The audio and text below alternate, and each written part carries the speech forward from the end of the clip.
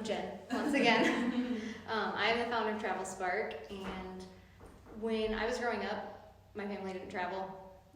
We couldn't afford to, and my family just didn't do it. And it's really intimidating when no one was going to another country.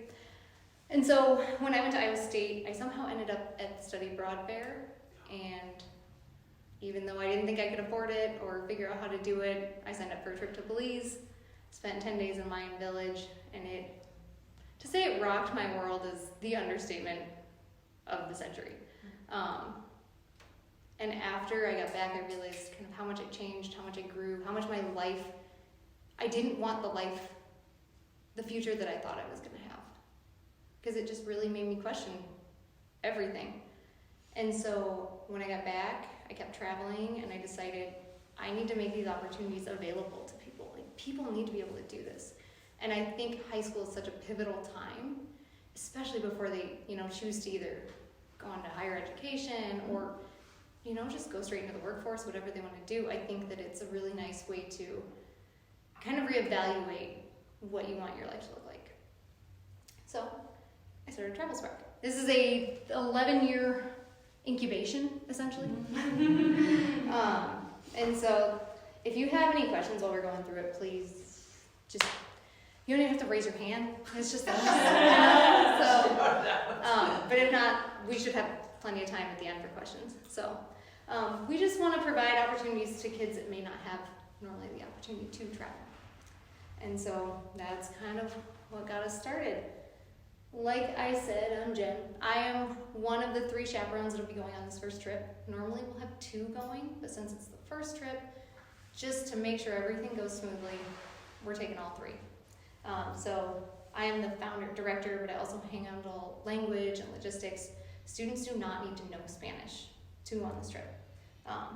It'd really make your experience 10 times better, and we will ask them to learn, basic phrases and manners and things like that, but you don't need to learn it. That's my job.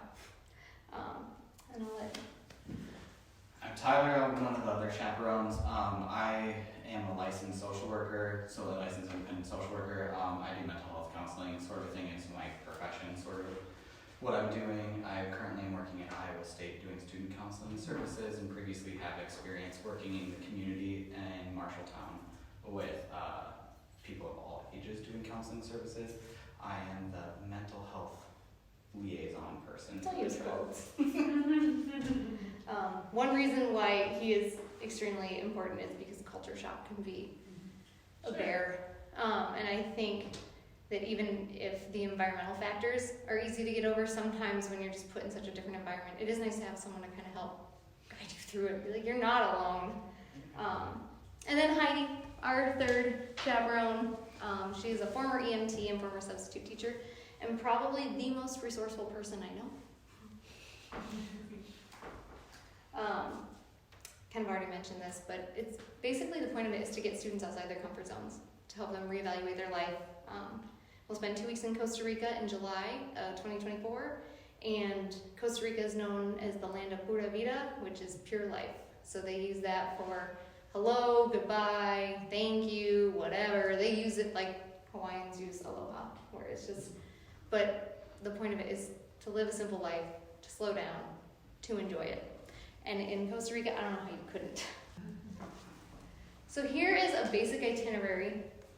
Like I said, last fall, I went and did this entire program myself. I wanted to make sure that when I was talking to people about it, I could say from firsthand experience, this is what it's like, this is what you need to prepare for, and this is what you don't really need to consider or worry about. So the dates on here, July 5th through the 20th, those are approximate.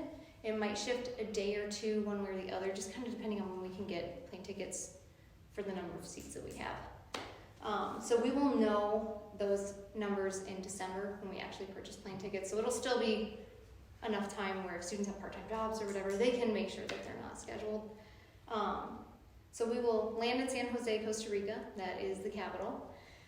And we'll spend a day or 2 there. It just kind of depends on transportation to get to the conservation. Then we'll spend a full 7 days. I think it's 8 nights, 8 days, a while at the conservation. And there we'll be doing a couple different things. You'll patrol the beaches for nesting turtles. You will be working in the hatchery with the hatchlings, which are my favorite. And then you'll also, we'll talk a little bit more about the amenities, but you can relax on the beach, you can swim in the ocean, you can play cards, you can read, you can nap because you're working kind of some weird hours. So it is a much more slower pace that first week. And then the second week, we're going to treat them to a little bit more luxury in the beach town of Puerto Viejo. It is a beach town on the Caribbean, and we're going to be doing different things like snorkeling, national park hikes, things like that.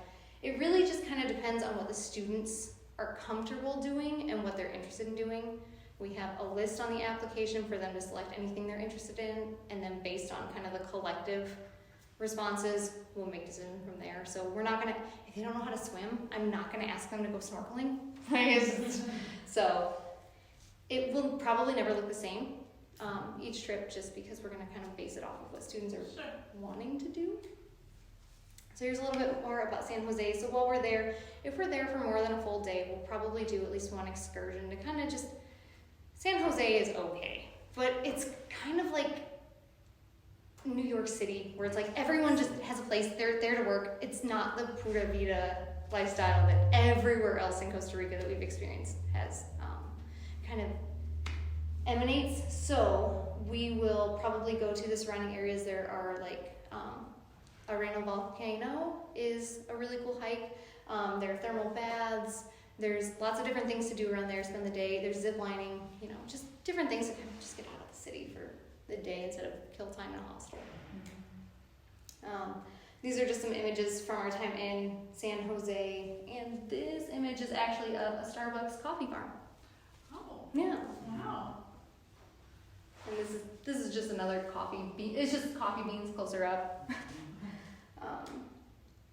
So at the conservation, it's a rural community on an island. So there's minimal electricity. I mean, maybe a light switch is what you're gonna get.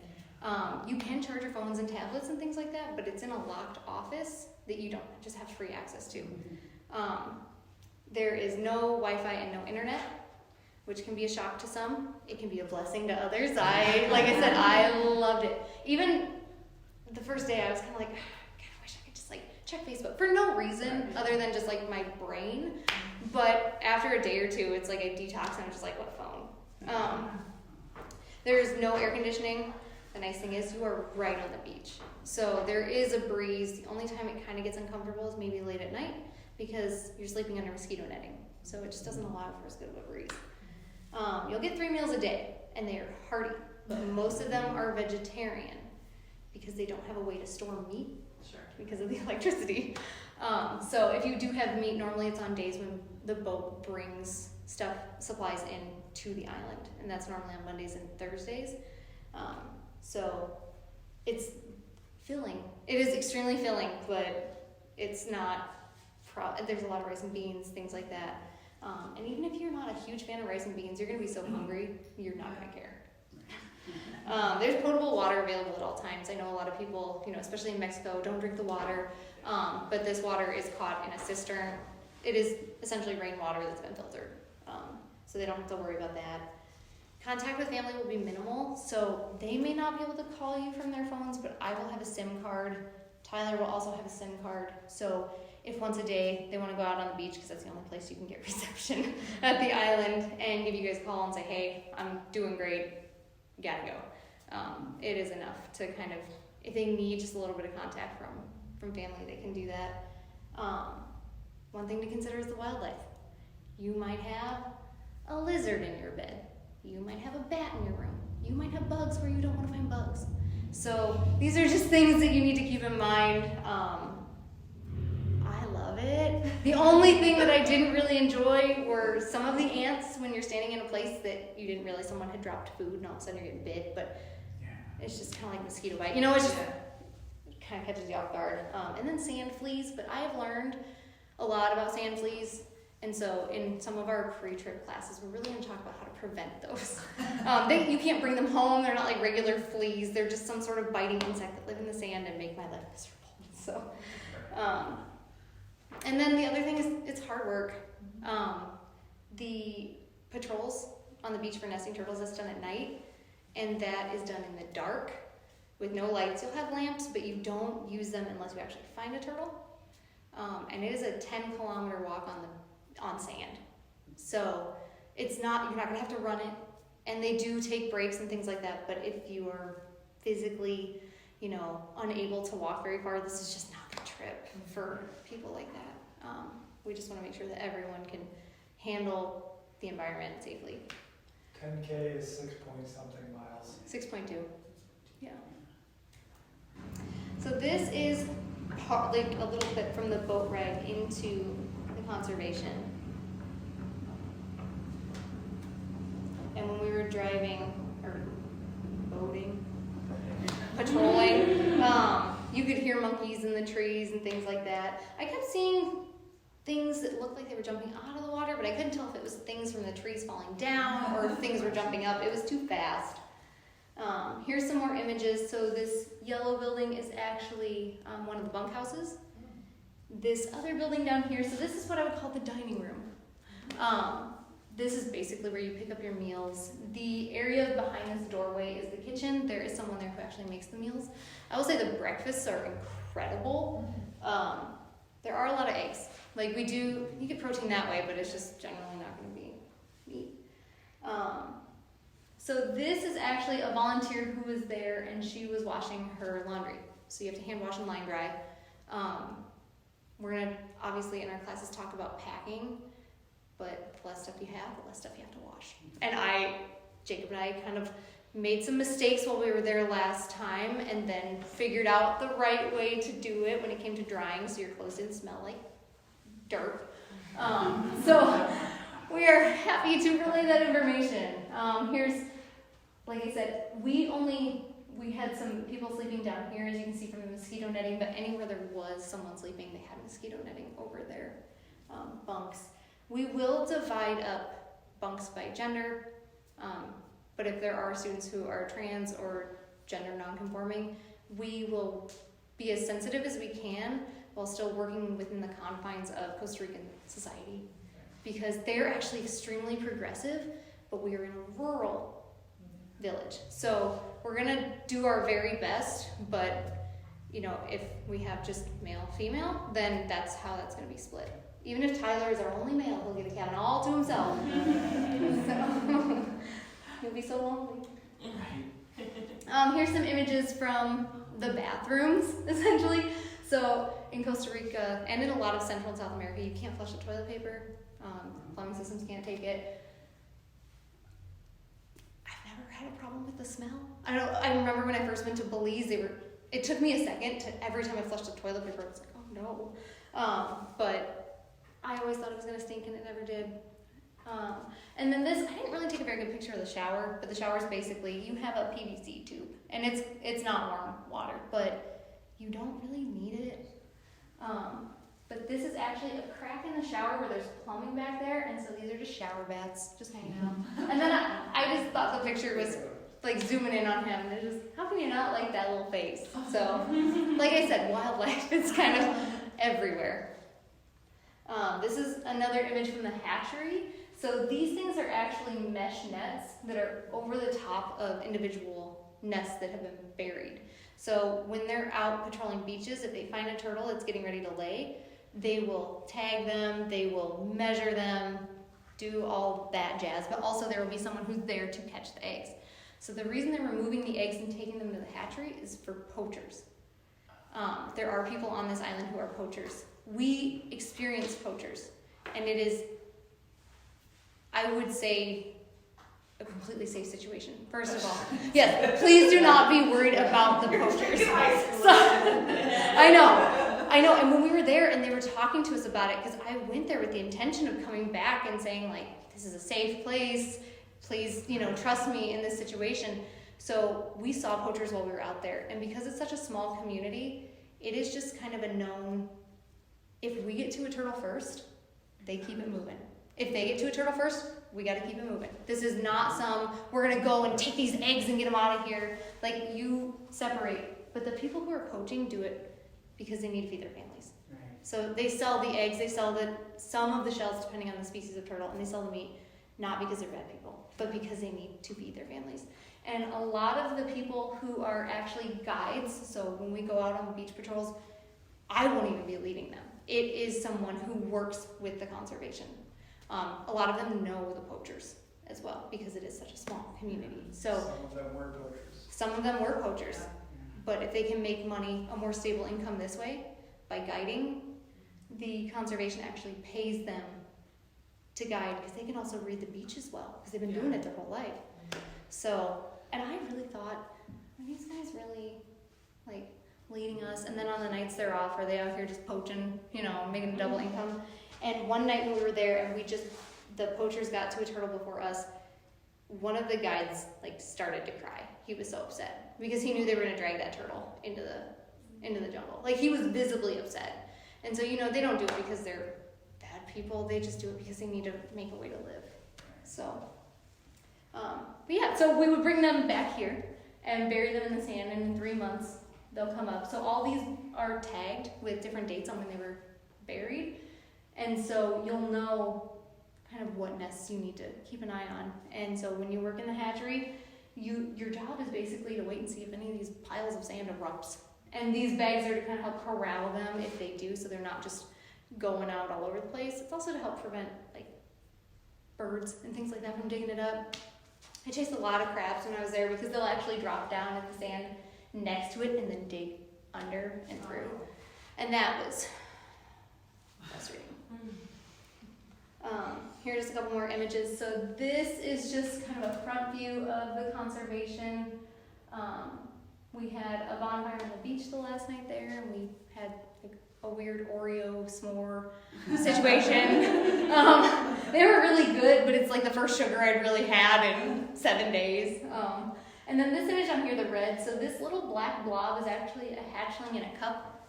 So when they do hatch, you basically collect them, you weigh them, you measure them, and then you release them. So this is a hatchling getting weighed, and there is a video of a bucket of babies coming up, I think.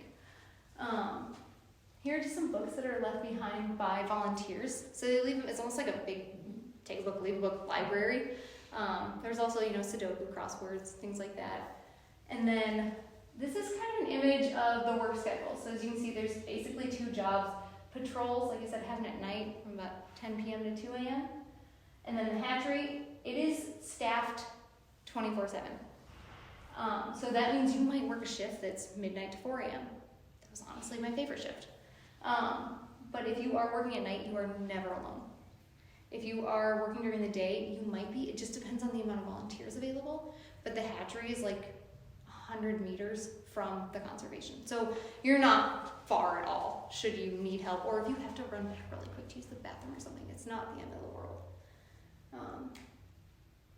And people also ask me why sea turtles. And first of all, why not sea turtles? But also they're endangered. Most species, some are critically endangered. When I say they are less dangerous, I'm not implying that they are not dangerous, because they are wild animals. But when it comes to working just within close proximity, there's a lot less risk. And they're dinosaurs. I just think that's so cool. They have been here for millions of years, and only because of people have their population started declining the way that it has. And July is the peak season for nesting and hatching. So they could see a lot of turtles. We were there at the end of August, which is like the tail end, and I think we released like 400 and some hatchlings. And I only saw 1 nesting female, and we collected 111 eggs from that 1 female. Oh, wow. But that was like the tail end of the season. And one night we had 4 nests hatch. That was wild. And there's a couple different species of sea turtles that you can see just based on this location. So this is that bucket of babies that I was talking about. So you can kind of hear, they're actually measuring the length of the shell and recording it. And there are volunteers from all over the world here. So you can kind of hear some English accents. We had 4 kids from the UK, someone from France, and someone from Colombia while we were there. So you don't really know. We had a lot of conversations about our cultures and society and why do you do the things you do like this, and it's really eye-opening. And so And that's then- also part of the reason too to like do the sea turtle conservation, because like you're getting volunteers from all over the world too. So you're not only getting Costa Rican culture, you're getting Yeah. culture from others as well to get more diverse experience than just. A lot of exposure. Yeah. Yeah. Most of the hatchlings are released at night. We can't release them until 5 p.m. at least, because in the daytime when it's really hot, they're a lot slower, so they're a lot more vulnerable. Especially, even if they make it to the ocean, they're still sluggish. So doing it at night, a lot of the fish are quieter, and the sea turtles have just a little bit better chance. They also try to follow the moon. So even when we are releasing at night, we're only using those red lamps, and even then, they would still, it's almost like they could see it. So we would sometimes have to turn it off because they'd be going backwards. No. All right, luxury time at Puerto Viejo. Like I said, it's a beach town on the Caribbean. There are a lot less language barriers because there are quite a few tourists there. So a lot of people at the shops and things like that speak English, no problem. So for students who are still kind of uncomfortable or not quite sure if they want to try to speak Spanish, I'm gonna encourage them to, especially if it's not working out, like you have people here to help you, so just try. There's lots of different foods available after rice and beans for 7-8 days. You're gonna, you want some Caribbean chicken, we can have Caribbean chicken or pad thai, or, I mean, there's basically whatever you want. There's a lot of opportunities to relax. Like I said, it's right on the beach. There are more amenities. They will have Wi-Fi. Even at our lodging will have Wi-Fi, but also most of the stores, most of the restaurants have it as well. So they can always text or send emails or whatever. I say potentially AC because it kind of depends. Some of the cabins have them and some of them don't. So when we book, I can't promise anything, but I don't know, by then you might just be used to it, not really care. And there are a lot of shops available. So if they want to, look at souvenirs, or if they broke their flip-flops or something and just need a replacement, it's a lot easier to kind of stock up on that stuff. And like I mentioned, cultural excursions, it just really depends on what they want to do. And I've done these things, so if there are students, maybe 2 of them say, I just want to relax today, I can hang back and Tyler and Heidi can take them. Like, I've already done it, so I don't need to go. But also, if they want to stay back and relax, we can kind of, adjust as necessary. But if students just want to hang, that's fine too. They've earned it. So here's just a couple images from Puerto Viejo. These were animals that we saw just on a guided tour. So it was like a snorkeling and then a tour through a national park. And safe to say these aren't stock photos. These are not stock photos. Okay, this is a stock photo because I didn't have any images of us dancing because we were dancing. But salsa lessons we can take there, which I really hope some kids are interested in that. There are surfing lessons, which the person this was my third time surfing, and I felt like he was the best instructor, for sure. He was very clear and very slow and deliberate, and he wasn't just gonna put you on some crazy wave. This picture's kind of hard to see. We wouldn't have seen him without our guide. This is actually a female sloth and her baby. Oh, And that's all I wanted to see when I was a turtle and a sloth. That's all I wanted to see. And our guide pointed out I never would have seen them. wow. Here's just a couple more images. So these guys were actually just hanging out at a trailhead. I'm assuming that people were probably feeding them, which I am not okay with as far as our trip is concerned. But they were a little feisty. I mean, they didn't bother people, but there was a woman she was selling coconut water, and she walked away from her stand for a second, and one of them started creeping up, and she came at it with a roll of newspaper, and he was like, all right, I'm done. And then here's just another part of Puerto Viejo with it. I don't know if this one's going to load. This is the longer video. No, it's actually shorter. Oh, okay. But I did it in slow motion, so I'm wondering if that's what's... There it goes. But you can just kind of see, all the different tropical plants.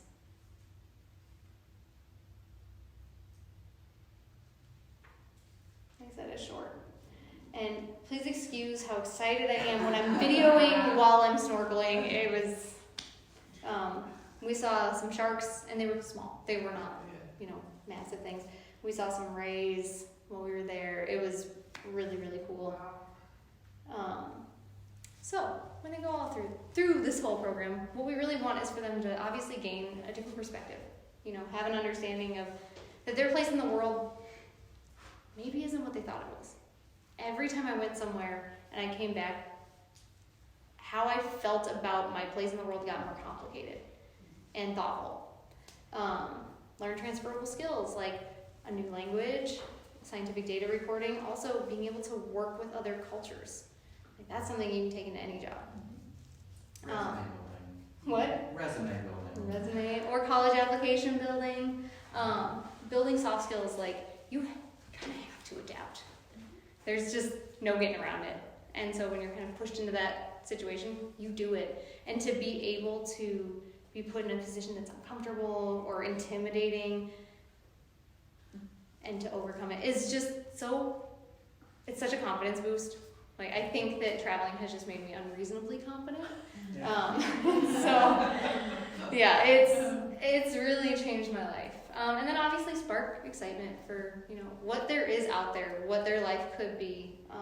And if they never travel again, they never travel again. I hope that it sparks some sort of desire to get out there and see what else is there. But also, you know, if this program just changes their mindset, that's it. That's all we wanted to do. So this is a little bit more about eligibility. So they need to be 16 years old at the time of application because getting a passport for someone under the age of 16 is a headache and a half. And because it's our first trip, I'm gonna be honest with you, I'm just trying to keep it as, you know, straightforward as possible of a process. So that's why we're starting off with someone 16 or older. Yeah, so mine won't be 16 till February, but she has a passport. Oh, then that's no problem. I would say that's no problem because she already has the passport. Yeah. And on the She's application, not being used, but she has a passport. It looks really I would love to put some stamps in there. You must be able to attend the mandatory pre and post trip classes, so that'll be held here in the library room to be determined yet. So we just say students that live in or around Ames. I feel like Des Moines, Ankeny, those are just, can you guarantee? And we only have 5 pre-trip classes and 2 post-trip. They're on Monday nights, but we just don't want to make this too difficult for people. You must be able to apply for and obtain a passport or already have a passport. Fall within the income guidelines, which we have recently changed, which we'll talk on the next slide. And then just respect and uphold what Travel Sparq finds valuable, which is just, you know, be tolerant of new people and new ideas and beliefs. Be compassionate to the people in the world around you, and then just be willing to try. Like, you're gonna try things that you're not gonna like, but I still want you to try because you don't know what you're gonna end up loving. That's kind of the whole point of this. So like I said, we have recently updated this. So these orange columns are actually our guidelines. We're basing them off of kind of what the federal income guidelines are for free and reduced school lunch. But we rounded it up to the nearest whole number, honestly for administrative ease. But then we added another 10,000 on top of it because with the way that inflation has just been running rampant, I just don't think this is a very good reflection of what it's like to live anymore. I just don't think it is. So it's more based on household size. So if you have 9 or more people, it's basically add an additional 10,000 for each person on top of the 103.5, I think is what this is. So what do we provide? We're going to pay for the passports, unless you already have yours, which there is some information on the back of that handout about passport documentation. And if a student is accepted, we'll send out an email to them and their parent with more details on the passport application. We pay for airfare, and that includes transportation to and from the airport. So if I had it my way, which fingers crossed, we're going to be flying out of Des Moines, but regardless of whether it's Des Moines, Minneapolis, or Chicago, we will pay for that. So we will basically pick a spot here in Ames, all meet up, and then as a group, Travel Sparq will head out. So we will get them to the airport one way or another. That is on us. We pay for all the lodging and all the meals, program fees and excursion fees. We have to pay to go to this conservation. So that would be the program fees. It's actually run by this organization called Latin American Sea Turtle Association. And so they basically provide the lodging, they provide the meals and the training, and then in return we volunteer our time. I would say you won't work more than 8 hours a day, but there are days that you may not even work that. We are also providing medical insurance, just because you never know what's going to happen. And then luggage and equipment. So anything that's kind of outside of the norm, like maybe you don't have a headlamp with a red lamp option on it. Which I know. Surprise. Most people I don't think do. So, anything that you wouldn't already have at home, outside of basic toiletries and things like that, we're going to provide, including the luggage. So this is actually the same style as the bag that the students would get.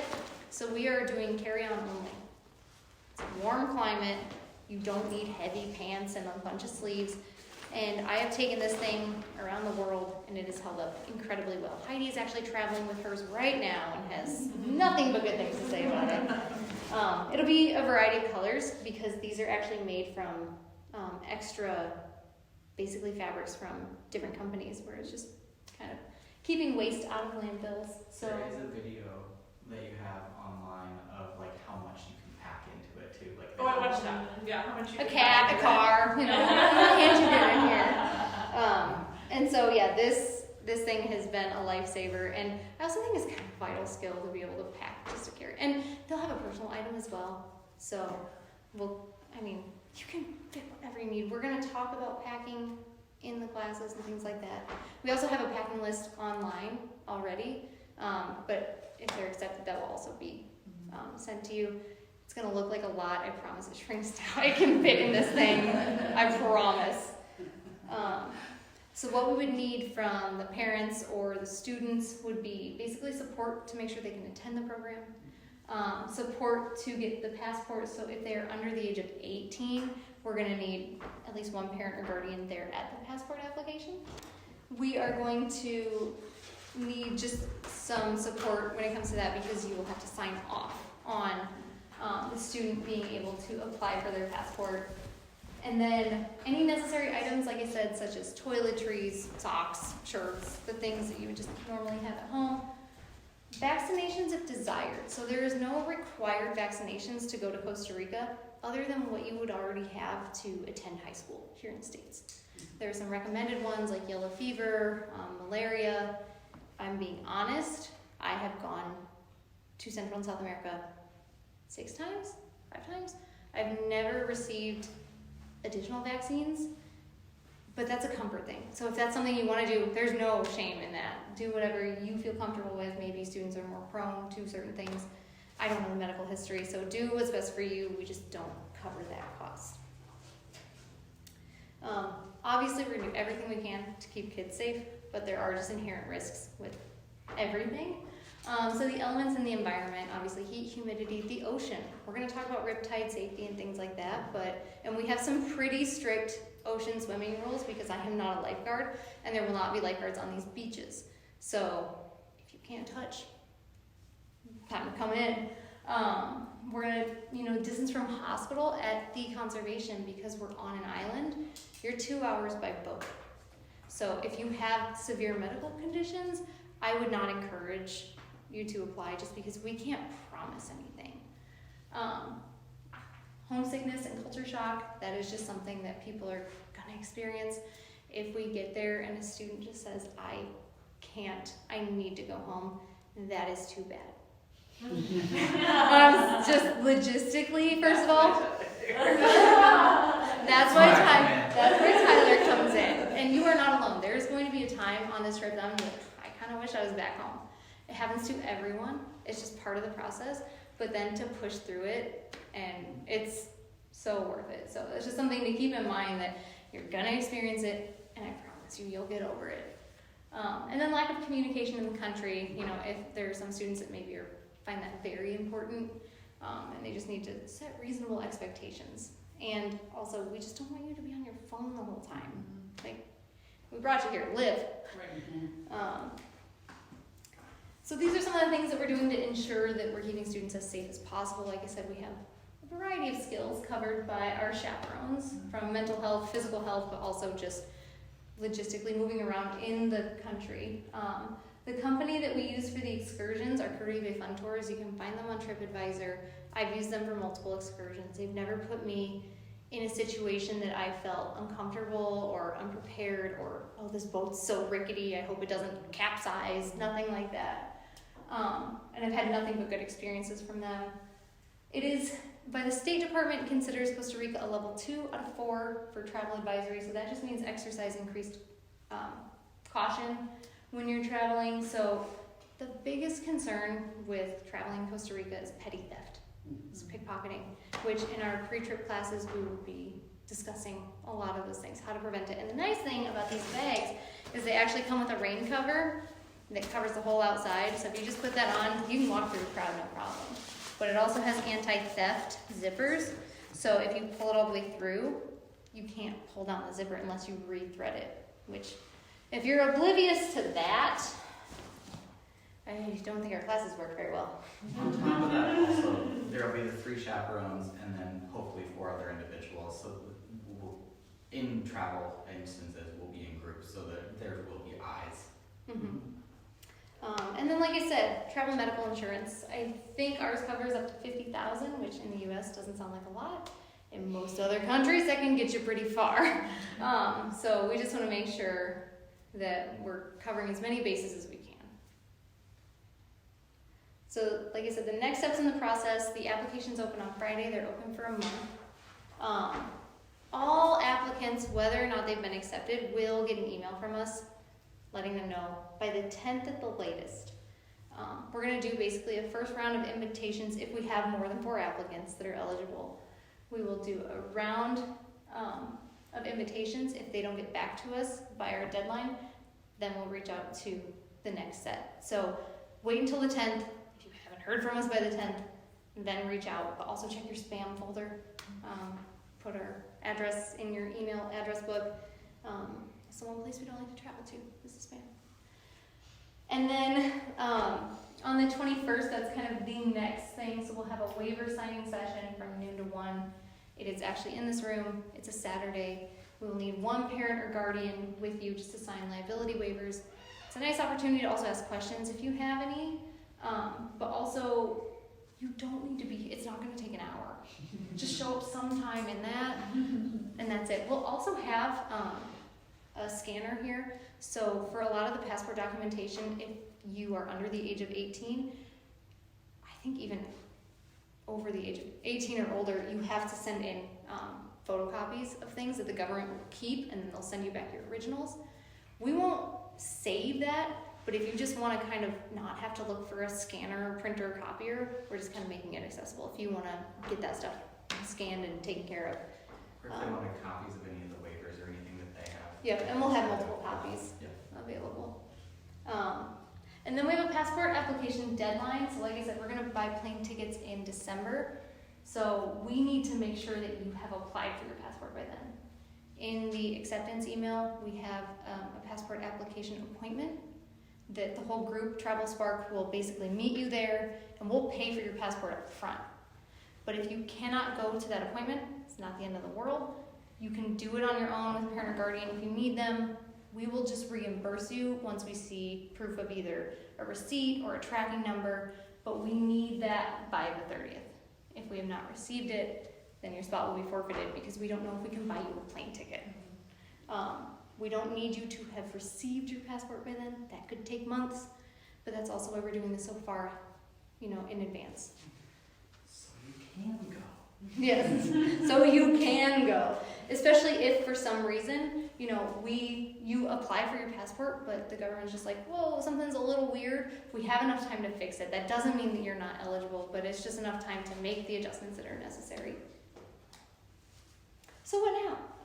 Like I said, they open up on Friday. We have 4 spots available for this first program. Like Jacob said, if you don't know if you're going to be eligible, still apply.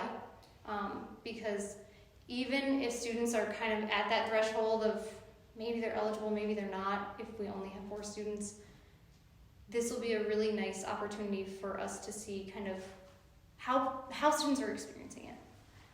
We're going on quality, not quantity for these trips. One, because of the budget.